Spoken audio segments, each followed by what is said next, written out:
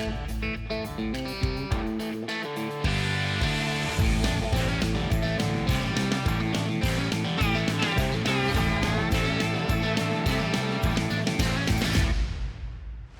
right, Christian, it's Christmas season.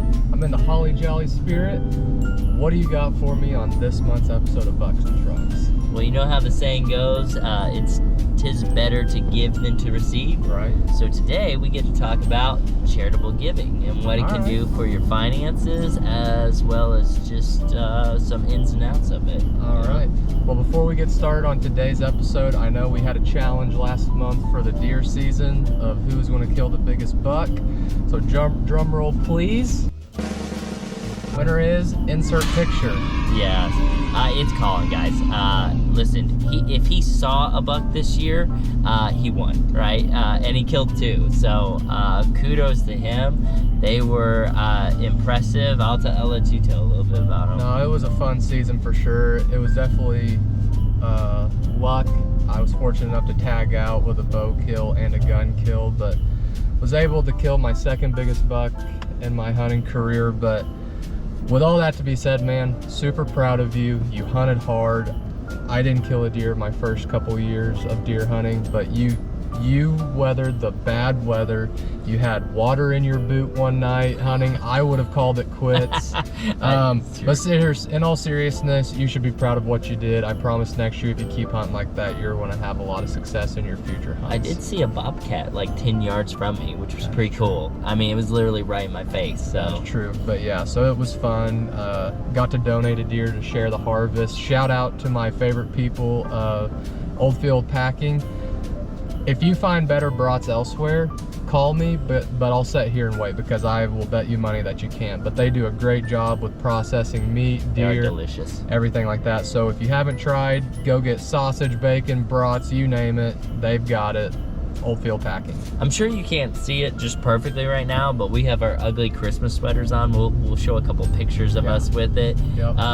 What are you wearing on yours? I'm repping the Kevin McAllister Home Alone Merry Christmas You Filthy Animals. It's one of the all-time greatest Christmas shirts. Honest to God, movies. Favorite one from my wife right here. Yeah. I mean, she cries so hard with. And I already know we're not going to get permission from Sarah to share that video. Not a chance. Not a chance. So what in the world is this mural that you got going on? Star Wars, baby. I mean, every time, you know. So I've got at my house a full-on Star Wars tree, which is the boys want to press it every single day. Yeah. And it is like 25 minutes of dialogue, right? And it's I mean, it goes on forever. But I've got the Star Wars Empire Strikes Back going on my shirt here. So now, what is it that they call these sweaters?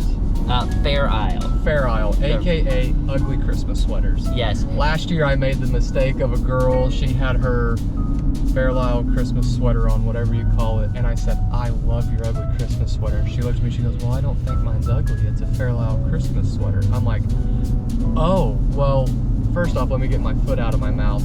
Your sweater is very pretty and cute. Mine are ugly. But I can't live that one down. We hauled him up out in the pit, he dug and dusted him off. He's okay, but, you know. So anyways, charitable giving. Well, some really great things that can happen because we give to charity. Now, number one, I want to say, anytime you give to charity, I always hope you do it with the right intentions, right? With a good heart, and because it's something that you're passionate about, and something you want to see better for someone else. Ultimately, if you just pay the taxes, you'll end up with more money in your pocket. But I love that our country does do an incentive, as well as, you know, kind of pat you on the back tax-wise for giving. So, you know, great example. Had a client here not too long ago, sold a business, right? A pretty big windfall in a single year, you know, where they're going to get a large sum of money. And they had some charitable intent, and so we said, why don't we pre-front load some 5 years of giving? You know, we know you're going to give this amount. Maybe you don't know where you're going to give it, but you know you're going to give it. So let's go ahead and put in a donor advised fund.